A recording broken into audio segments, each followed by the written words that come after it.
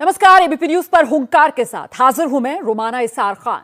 लखीमपुर की हिंसा को लेकर पिछले 10 दिन से देश भर में राजनीतिक शोर शराबा है। जोरदार तरीके से आप सुन रहे हैं। लखीमपुर की हिंसा के बाद कांग्रेस, समाजवादी पार्टी, आम आदमी पार्टी समेत कई विपक्षी दल के नेता लखीमपुर पहुंचे भी केंद्र और यूपी की बीजेपी सरकार को सीधे निशाने पर लिया।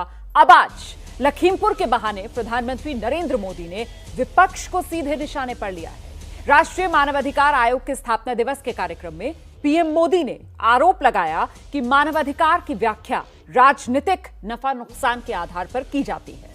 मानवाधिकार को राजनीतिक चश्मे से देखा जाता है। मानवाधिकार को लेकर सिलेक्टिव व्यवहार किया जाता है।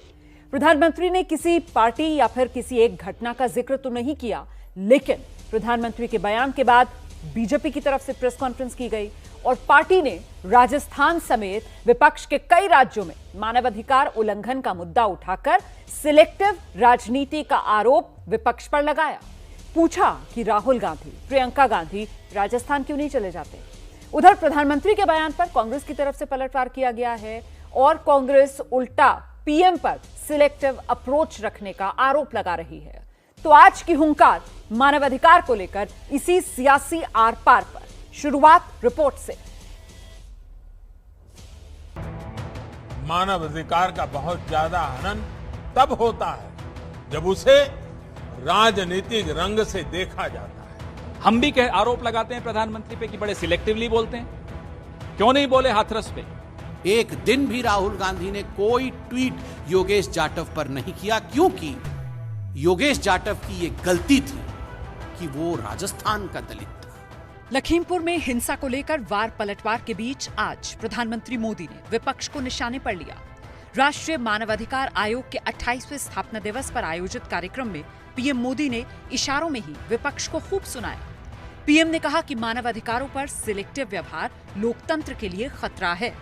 हाल के वर्षों में मानवाधिकार की व्याख्या कुछ लोग अपने अपने तरीके से अपने अपने हितों को देखकर करने लगे हैं। एक ही प्रकार की किसी घटना में कुछ लोगों को मानव अधिकार का हनन दिखता है और वैसी ही किसी दूसरी घटना में इन्हीं लोगों को मानव अधिकार का हनन नहीं दिखता। इस तरह का सिलेक्टिव व्यवहार लोकतंत्र के लिए भी उतना ही नुकसानदायक है। पीएम मोदी के इस बयान को पिछले दिनों कश्मीर में हिंदुओं और सिखों की टारगेट किलिंग और राजस्थान के हनुमानगढ़ में लिंचिंग की वारदात से जोड़कर देखा जा रहा है, लेकिन कांग्रेस पीएम के बयान पर सवाल उठा रही है। हम भी आरोप लगाते हैं प्रधानमंत्री पे कि बड़े सिलेक्टिवली बोलते हैं। क्यों नहीं बोले हाथरस पे? क्यों नहीं बोले कठुआ पे? क्यों नहीं बोले लखीमपुर खीरी पर? अब क्यों बोल रहे हैं? प्रधानमंत्री को अब भाषण देना बंद करना चाहिए, ट्विटर और फेसबुक से बाहर निकलना चाहिए और सरकार चलाना चाहिए। कि राजस्थान के प्रेमपुरा गांव, जो राजस्थान के हनुमानगढ़ के जिले में है, इस गांव में, प्रेमपुरा गांव में आज से चंद दिनों पहले जगदीश मेघवाल नामक एक युवा को जिस प्रकार से पीट पीट के बेरहमी से मार दिया गया, इतना बड़ा जघन्य अपराध राजस्थान में हो जाता है। जगदीश मेघवाल को मार दिया जाता है, उसकी लिंचिंग हो जाती है। मगर क्या आपने राहुल गांधी, प्रियंका वाड्रा, अखिलेश यादव, इनमें से किसी को वहां जाते हुए देखा? लखीमपुर की हिंसा पर बीजेपी के पलटवार के बावजूद कांग्रेस ने अब इस मुद्दे को राष्ट्रपति के सामने उठाने का फैसला किया है। कल राहुल गांधी के नेतृत्व में कांग्रेस की एक टीम राष्ट्रपति रामनाथ कोविंद से मुलाकात करेगी।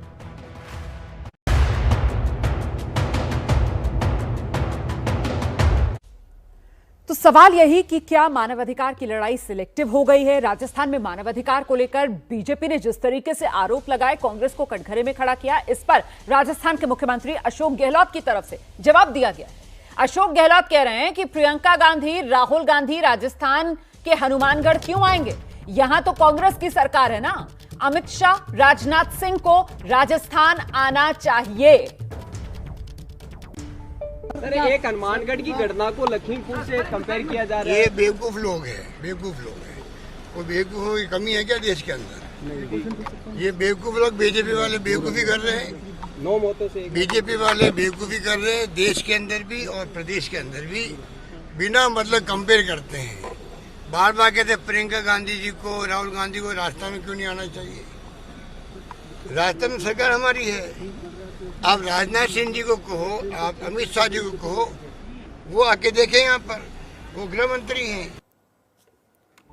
इसी पर चर्चा करने के लिए जल्दी से आपका परिचय कराती हूँ। अभिज्ञान प्रकाश नेशनल अफेयर्स एक्सपर्ट हमारे साथ मौजूद हैं। अलका लांबा कांग्रेस की प्रवक्ता हमारे साथ जुड़ रही हैं।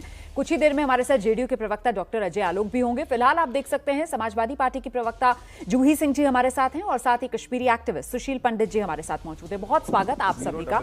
सबसे पहले मुझे लगता है अलका लांबा को आना चाहिए। अलका लांबा, अभी आपने बयान भी सुना अशोक गहलोत का, राजस्थान के मुख्यमंत्री, और वो कह रहे हैं कि साहब ये बीजेपी के लोग बेवकूफ हैं। भाई राहुल गांधी, प्रियंका गांधी यहाँ क्यों आएंगे, यहाँ तो राजनाथ सिंह, अमित शाह को आना चाहिए। तो दरअसल इसी को लेकर तो बीजेपी सवाल पूछ रही है कि आप लोग सिलेक्टिव अप्रोच चाहते हैं। सिलेक्टिव अप्रोच क्यों? सवाल तो इसी को लेकर है अलका लांबा। रोमाना जी, पहले तो एक हमें गलतफहमी लग रहा था कि लखीमपुर की घटना से प्रधानमंत्री नरेंद्र मोदी जी पूरी तरह से बेखबर है, उन्हें कुछ पता ही नहीं। चंद कदमों की दूरी लखनऊ में बैठे थे, जश्न की बातें की, होमवर्क दिया, दिया जलाया, दिल्ली आ गए, है ना। लेकिन आज जो बयान है उससे साबित होता है कि लखीमपुर की घटना से प्रधानमंत्री नरेंद्र मोदी जी पूरी तरह वाकिफ ही नहीं थे। अपराधियों को बचाने का काम भी पीएमओ से सीधे किया जा रहा था।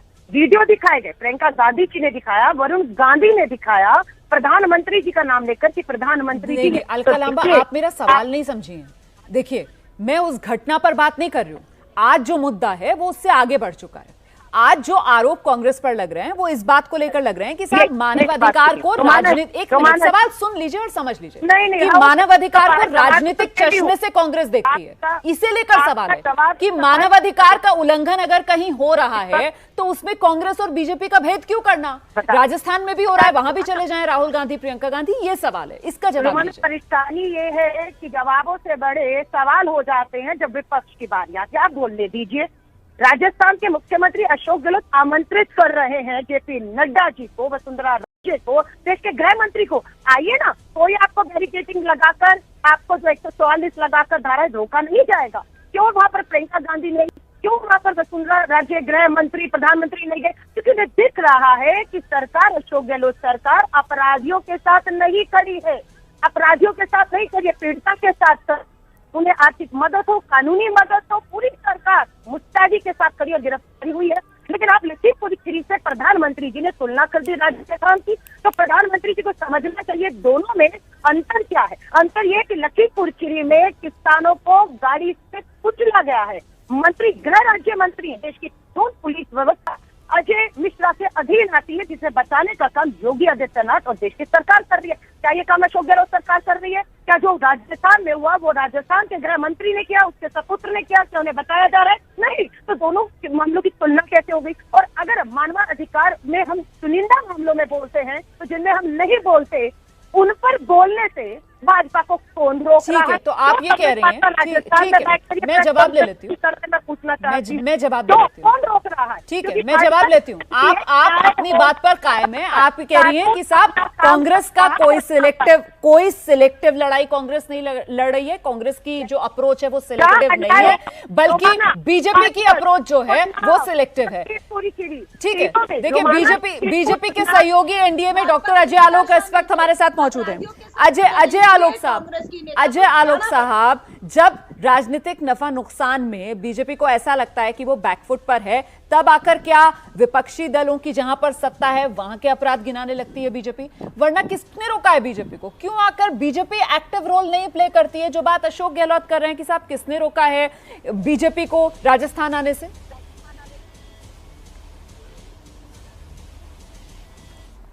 बीजेपी को किसी ने नहीं रोका है राजस्थान आने से, और हनुमानगढ़ की घटना ऐसी नहीं है कि पूरे देश को पता नहीं है। जी, प्रधानमंत्री ने किस बात में कही ये बात, उसको समझने की जरूरत है। भाई, लखीमपुर खीरी की घटना होती है, क्या आपने ऐसा ऐतिहासिक कारनामा आज तक 70 साल के इतिहास में देखा है कि महाराष्ट्र सरकार कैबिनेट डिसीजन लेती है कि महाराष्ट्र बंद होगा, जहां पे सहयोगी कांग्रेस पार्टी भी है, एनसीपी भी है, शिवसेना भी है?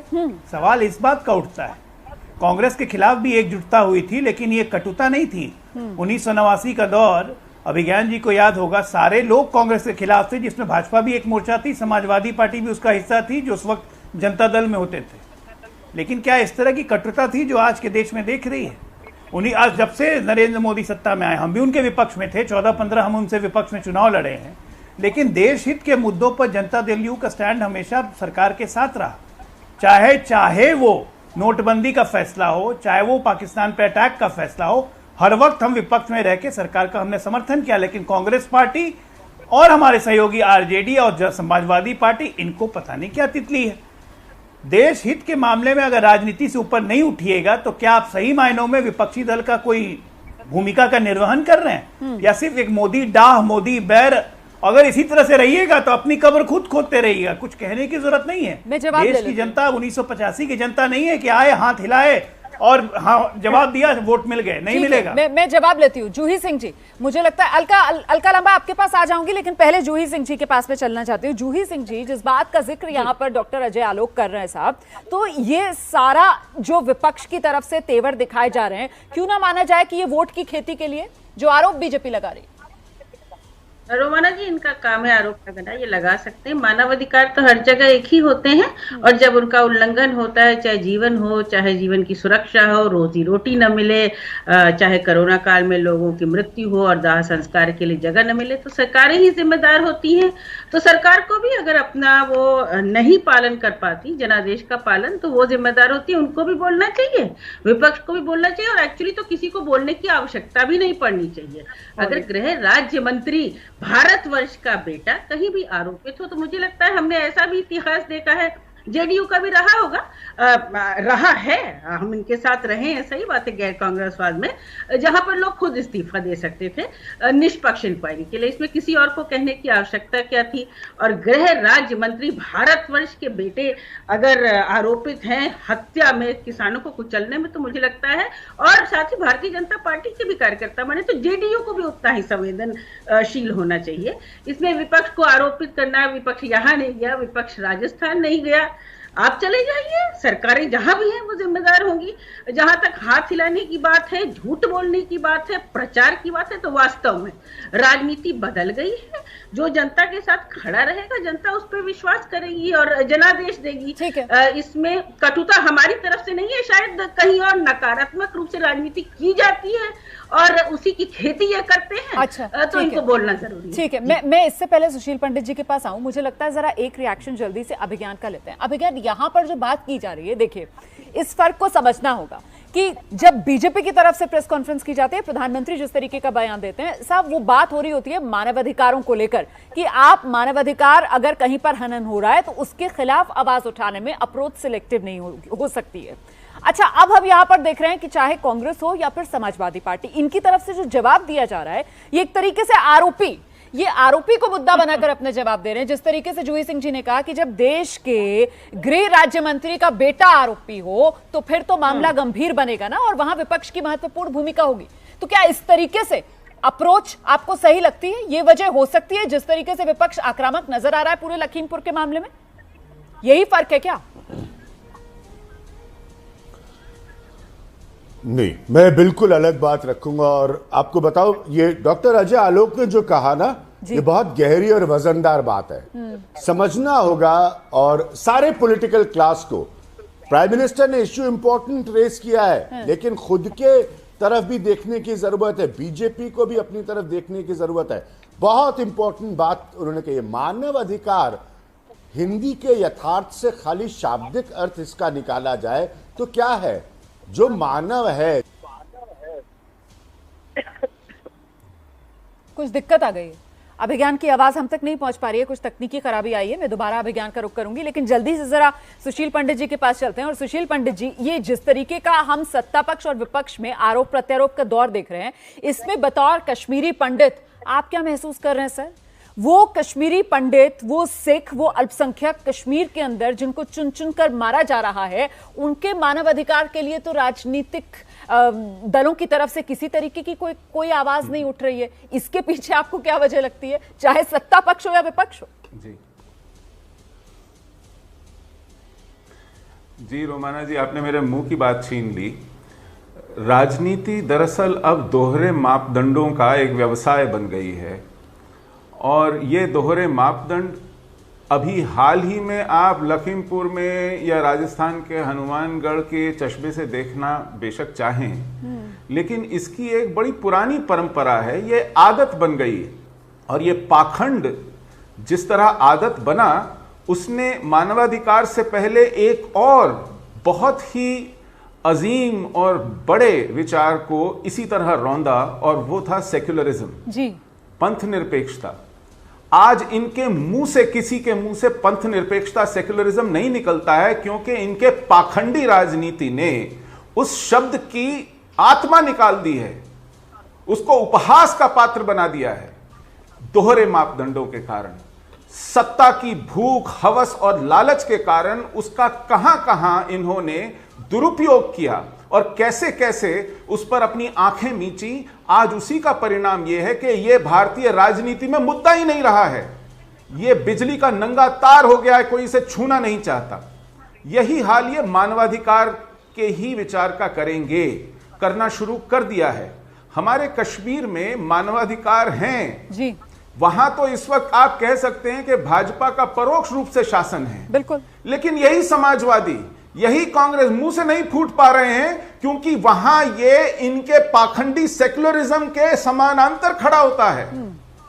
वहां क्योंकि हिंदू और सिख मारे गए हैं, हाँ, तो लकवा मार जाता है सोच को। ठीक है सर, तो मैं जवाब लेती हूं। ये जो पाखंडी सेक्युलरिज्म है और ये जो पाखंडी मानवाधिकार है, इन दोनों की मिली भगत, और मैं पहले इस पे जवाब आना शुरू हो, मैं एक बात कहना चाहूंगा जल्दी से सर, जल्दी से, फिर अलकरम आपके पास कहना चाहूंगा क्योंकि वो जरूरी है। जी जी हाँ, रोमाना जी, आखिरी बात कहना चाहूंगा जी। मुझे डर ये है कि जिस तरह सांप्रदायिकता, सेक्युलरिज्म और मानवाधिकार के मर्म को, के आत्मा को नोचा जा रहा है, वो समय दूर नहीं है जब राष्ट्रवाद और हिंदुत्व भी इसी पाखंड का शिकार होगा। ठीक है सर। बंगाल क्यों नहीं बनता है इसमें उदाहरण? ठीक है, ठीक है। बंगाल में तो विपक्षी सरकार थी, ठीक है, लेकिन भाजपा ने क्यों उसके ऊपर चुप्पी साधी? ठीक है, अलका लांबा आइए। वहां मानवाधिकारों का हनन नहीं हुआ था? अलका लांबा आइए, आपने सुने आरोप जो सुशील पंडित लगा रहे हैं कि सेक्युलरिज्म के चक्कर में जो कश्मीर के अंदर अल्पसंख्यकों के मानवाधिकार का हनन हो रहा है, उस पर चुप्पी साध जाती है कांग्रेस।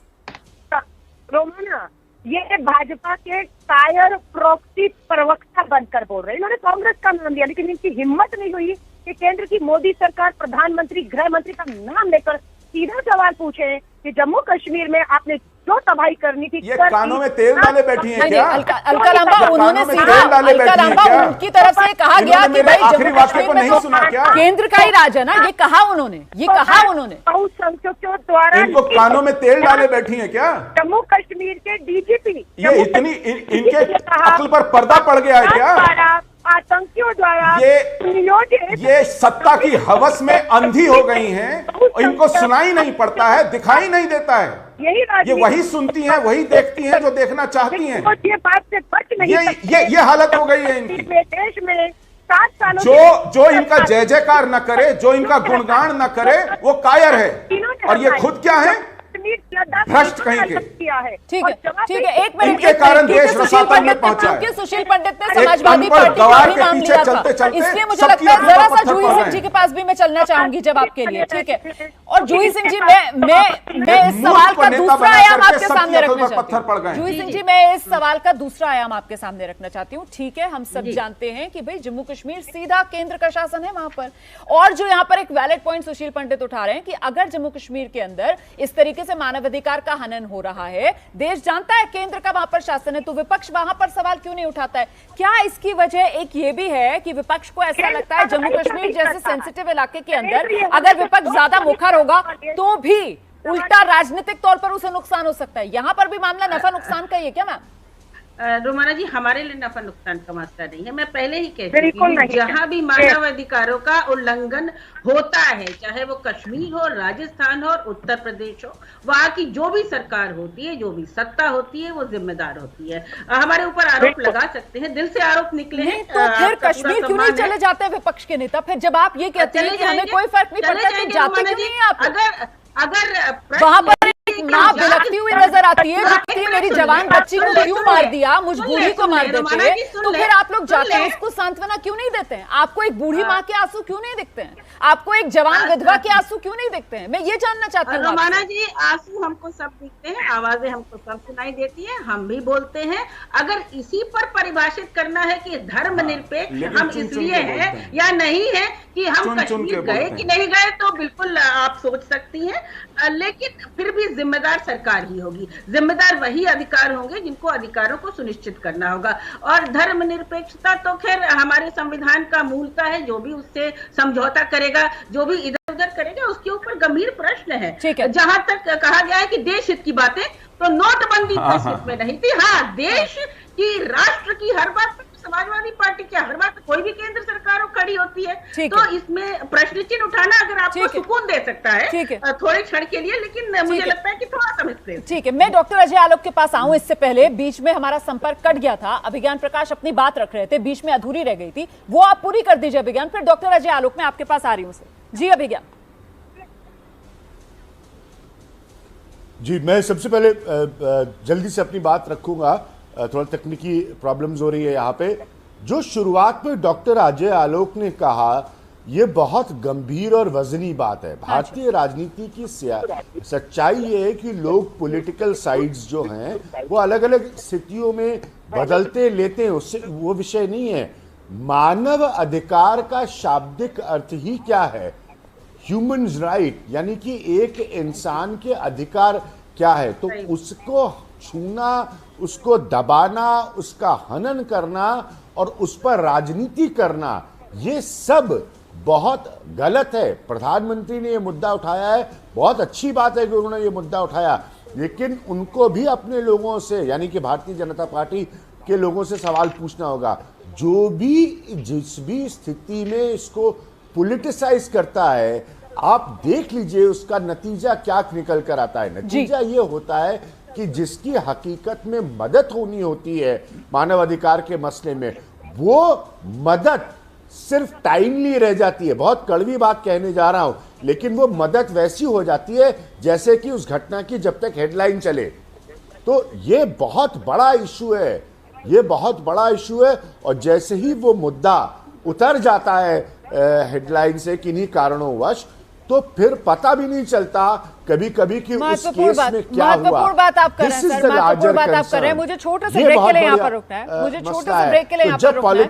उसके बाद अलका लांबा भी जवाब देना चाह रही हूँ और अजय आलोक के पास भी मुझे चलना था। लांबा से एक बात समझना चाहती हूँ, अलका जी, जब भी बीजेपी शासित राज्यों में कोई भी अपराध होता है तो फिर आपकी पार्टी के बड़े नेता सामने आते हैं, वो बताते हैं किस तरीके से संविधान खतरे में आ गया, लोकतंत्र की जगह देश में राजशाही आ गई। मैं ये समझना चाहती हूं कि अगर इसी तरीके के अपराध कि भाई अनुसूचित जाति के किसी युवक की पीट कर हत्या कर दी जाती है, किसानों पर लाठियां चलाई जाती हैं, उन्हें खूनम खून कर दिया जाता है, किसी आदिवासी बच्ची के साथ बलात्कार कर दिया जाता है, उसकी हत्या कर दी जाती है, अगर वो कांग्रेस शासित प्रदेश है, तब संविधान खतरे में नहीं आता है, तब लोकतंत्र की जगह तानाशाही नहीं होती है। बहुत अच्छे रोमाना, ये होता है तो भाजपा चुप क्यों रहती है? राजस्थान में 25 सांसद 2 बार से इन्हीं के आए हैं, पिछली बार भी 25 के 25, अभी भी 25 के 25। क्यों चुप करके खामोश होकर घर पे बैठे हैं? विपक्ष में है ना, सड़कों पर अभी तक आना चाहिए था ना, क्यों नहीं आए? सवाल ये उठता है इसलिए नहीं आए प्रियंका गांधी जी, राहुल गांधी जी और पूरा विपक्ष भाजपा जो राजस्थान में, क्योंकि उन्हें दिख रहा है कि वहाँ पुलिस प्रशासन, मुख्यमंत्री, सरकार ईमानदारी से संविधान और कानून के तहत न्याय दिलाने का काम कर रहे, इसलिए नहीं गए। अब मैं आपको रोमाना बात यही खत्म करती हूँ। मान लीजिए 10 मामले होते हैं, प्रधानमंत्री जी ने उन 10 या 100 मामलों से इंकार नहीं किया कि इस देश में केंद्र की मोदी सरकार के अधीन मानवाधिकारों का उल्लंघन हो रहा है, इंकार नहीं कर रहे। उनका दर्द ये है कि 8 मामलों में जो है वो कांग्रेस बोलती है, 2 मामले जो उनके राज्यों में होते हैं उनमें वो क्यों नहीं बोलते? तो अगर हम नहीं बोल रहे तो मैं ये पूछूं, आपको कौन रोक रहा है? आप क्यों नहीं बोल रहे? आपका गृह मंत्री वहां जाकर क्यों वहां पर आपके 25 सांसद हनुमानगढ़ में नहीं बैठ गए? क्योंकि आपको पता है कि वहां संविधान और कानून का जो है वो पूरी तरह उसके तहत कार्रवाई की जा रही है और दोषियों को बचाया नहीं, जेल भेजा जा रहा है। ठीक है, आप समझ रहे हैं? तो ये अंतर लोगों को भी समझ में रोमाना। ठीक है, तो डॉक्टर अजय आलोक से पूछते हैं। डॉक्टर अजय आलोक, ये जो अंतर यहाँ पर अलका लांबा बता रही हैं कि साहब सत्ता का दुरुपयोग, एक तो मानवाधिकार का हनन, उसके बाद कानून को अपना काम ना करने देना और सत्ता का दुरुपयोग। इस वजह से विपक्ष को बीजेपी शासित राज्यों में भूमिका अदा करनी पड़ती है। इसमें क्या गलत है? देखिए, ऐसा है कि सत्ता का दुरुपयोग किसने किया, ये जरा ब्लैंकेट बोल करवा लीजिए पूरे देश में ना, तो जवाब मिल जाएगा। मैं नाम नहीं लेना चाहता हूं। अभी मैं अभिज्ञान जी की बात का आगे बढ़ाते हुए कहता हूं, वो मानवाधिकार पे बोल रहे थे। सच्चाई बताइए तो रोमाना, क्या आम आदमी के लिए मानवाधिकार है? या राजनेता आम आदमी के मानवाधिकार के लिए कभी प्रश्न उठाते हैं? हमारे कांग्रेस पार्टी, समाजवादी पार्टी बैठी हुई है, इनकी सरकार चल रही थी समाजवादियों की। नहीं डॉक्टर, आपको याद होगा अलीगढ़ डॉक्टर अजय आलोक, मुझे लगता है कि अगर हम बहुत इतिहास में जाएंगे या फिर बौद्धिक चर्चा करेंगे तो फिर आज के जिस मुद्दे पर हम चर्चा करने के लिए बैठे हैं उससे भटक जाएंगे। फोकस रहते हैं। लखीमपुर का मामला जिस तरीके से आया, जिसे लेकर ये पूरी राजनीतिक गहमागहमी देखने के लिए मिल रही है, जिसे देखने के लिए राजनीतिक गहमागहमी देखने के लिए मिल रही है, आप मुझे बताइए कि अगर विपक्ष ने जो भूमिका निभाई, अगर वो नहीं निभाता तो क्या आज आशीष मिश्रा सलाखों के पीछे होते? सर, इसका जवाब। बहुत अच्छे रोमाना, बहुत अच्छे। अरे बिल्कुल होते, 100% होते। और ये सलाखों के पीछे विपक्ष के कारण नहीं हुए हैं। पहली बात तो सुन लीजिए, कानून अपना काम कर रहा है, लॉ ऑफ लैंड अपना काम कर रहा है, और law of land Uttar Pradesh नहीं काम कर रहा है, तुगलक रोड या जनपद से नहीं काम कर रहा है। दूसरी बात, ये मानवाधिकार की बात करने वाले लोग, ये लोग जब 25 आतंकवादी को रिलीज कर देते हैं और वही आतंकवादी आके पठानकोट एयर स्ट्राइक करता है तो उस वक्त उनके मुंह में दही जम जाता है। ये समाजवादी पार्टी के लोग जब टेररिस्ट को मानवाधिकार का हवाला देते हुए केसेस ड्रॉप कर लेते हैं तब उनको मानवाधिकार समझ में नहीं आता है। ये होती है डुअल नीति, ये दोगली चाल है। यूएपीए लाने वाले लोग सत्ता में यूएपीए लाते हैं और विपक्ष में बैठ के उसका विरोध करते हैं कि नहीं बेल हो जानी चाहिए। जब आप ये बात करेंगे तो मुझे लगता है जरा सा सुशील पंडित के पास चलना पड़ेगा, क्योंकि सुशील पंडित यहाँ पर फिर राजनीति बेनकाब होगी कि साहब जब आप आतंकवादियों को वापस छोड़ने की बात करते हैं तो फिर जहन में कंधार भी आएगा सर, और जब आप केस वापस लेने की बात करते हैं तो फिर वो बीजेपी और पीडीपी की सरकार जिसमें से पत्थरबाजों पर से केस वापस लिए गए थे वो भी तो जहन में यादें ताजा होती है ना सुशील पंडित। तो ये राजनीति का जो हमाम है, यहां सभी दल एक जैसी अवस्था में है एकदम। और गजब की बात यह है, शीशे के घरों में बैठकर दूसरों पर पत्थर फेंक रहे हैं। सबसे बड़ी विडंबना और नाटक यही चल रहा है। जब चिदंबरम गृह मंत्री थे, ट्वीट करने पर लोगों को घरों से धर लिया जाता था और हफ्तों वो जेल में पड़े रहते थे, सड़ते थे। तब कौन सा मानवाधिकार या भूल गए थे ये लोग? उसके बाद उन्होंने ही आपकी बात बिल पास किया था ना। जी सुशील जी अपनी बात बोलेंगे नहीं, बोलने नहीं देंगी, बोलने नहीं देंगी। ये लोग ये भ्रष्ट दल बदलू राजनीतिज्ञ बौहें नचा नचा के लोगों को नसीहत दे रही हैं यहाँ बैठकर। इनसे पूछिए मानवाधिकार के नाम पर क्या रिकॉर्ड है इनकी पार्टी का। इमरजेंसी लगाई थी इन्होंने, यातनाएं दी थी लोगों को जेल में। इनकी परंपरा है, कालिख भरी परंपरा है, लोकतंत्र के हनन की परंपरा है, भ्रष्टाचार और घोटालों की परंपरा है। और जिन नेताओं को आज बेल में घूम रहे हैं उनके पीछे पीछे चाटुकारिता की तरह घूमते हुए लोगों की परंपरा है। ये लोगों को मानवाधिकार बताएंगे? इनके मुंह से ये शब्द शोभा नहीं देता है, इनके मुंह से ये शब्द सुनने में बदबू आती है। ऐसे लोग हैं ये, और ये लोगों को सिखाएंगे मानवाधिकार, और ये लोगों को सिखाएंगे शिष्टाचार, ये लोगों को सिखाएंगे राजनीति के नाम पर कलंक और धब्बा है ये। सरकार तो छोड़िए, विपक्ष के लायक नहीं बची है ये पार्टी, विपक्ष में रहने लायक नहीं बची है ये पार्टी। नाम लेवा नहीं बचे है कोई, पानी देवा नहीं बचा है इनका कोई। और दल बदलुओं के आधार पर बनी हुई पार्टी चला रहे हैं राजनीति और देश को सिखा रहे हैं मानवाधिकार, देश को सिखा रहे हैं धर्मनिरपेक्षता। मुझे लगता है जूही जी को आना चाहिए। ईमानदारी, भ्रष्टाचार। ठीक है, संयम के साथ अलका लांबा, सुशील पंडित जी, जरा सा जूही सिंह जी के पास चलते। जूही जी, मैं बस इतना जानना चाह रही हूँ कि मुद्दा अगर मानवाधिकार है तो फिर साहब किस प्रदेश के अंदर वो हनन हुआ है, आरोपी कौन है, सत्ताधारी पार्टी उस राज्य की कौन है, ये मैटर कहां करता है? मुद्दा तो ये होना चाहिए ना कि मानवाधिकार का हनन हुआ है और उसके खिलाफ आवाज उठनी चाहिए। रोमाना, मानवाधिकार का हनन सरकारों के तहत हुआ है, तो जो सरकार होगी वहां वही जिम्मेदार होगी। आक्रामक और अपशब्द कहने से तथ्य नहीं बदलते। उत्तर प्रदेश वो है जिसको एनएचआरसी की सबसे अधिक नोटिसेस मिलते हैं, जिनके एक भी जवाब उत्तर प्रदेश सरकार ने नहीं दिए हैं। कस्टोडियल डेथ सबसे अधिक उत्तर प्रदेश में हुए हैं। अभी मुख्यमंत्री के संसदीय क्षेत्र में एक व्यापारी को पुलिस ने मार डाला। तो ये तथ्य है, और जिन भी सरकारों में, जिन भी प्रदेशों में इस तरह के इंसिडेंट्स होते हैं, उसमें सरकारों को जिम्मेदारी लेने पड़ेगा। लड़के हैं, ठीक है, लड़कों से बलात्कार हो जाते हैं। चलिए, मुझे वो क्या था? जस्टिफाई करता है, लड़के हैं, लड़कों से बलात्कार हो जाते हैं। तो इंसाफ के लिए लड़ाई सिलेक्टिव क्यों, इसी पर हम चर्चा कर रहे हैं। सभी खास मेहमान हमारे साथ बने हुए हैं। अलका लांबा, देखिए हम सब जानते हैं कि लोकतंत्र मजबूत होता है विश्वास से। ऐसे में अगर ये सिलेक्टिव अप्रोच नेताओं की देखने के लिए मिलेगी इंसाफ की लड़ाई में, तो फिर लोग विश्वास कैसे करेंगे?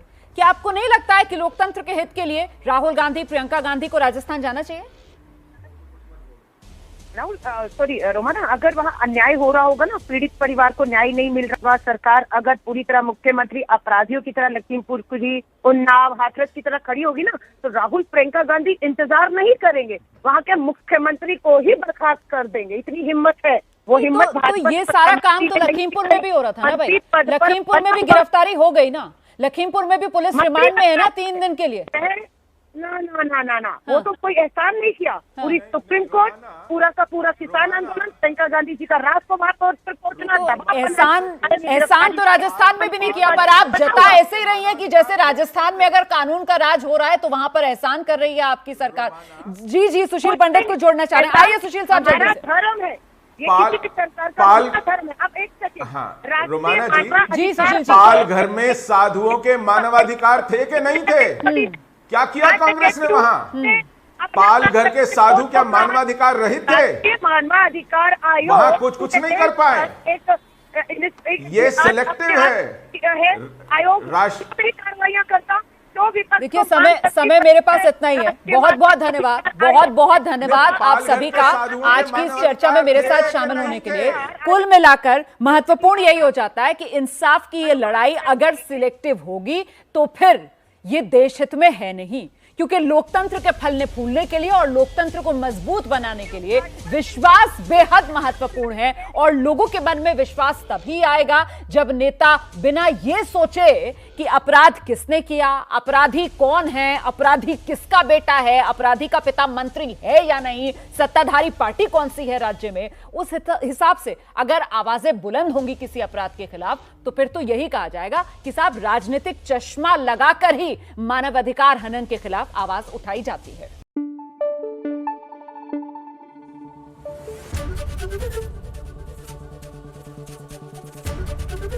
एबीपी न्यूज आपको रखे आगे।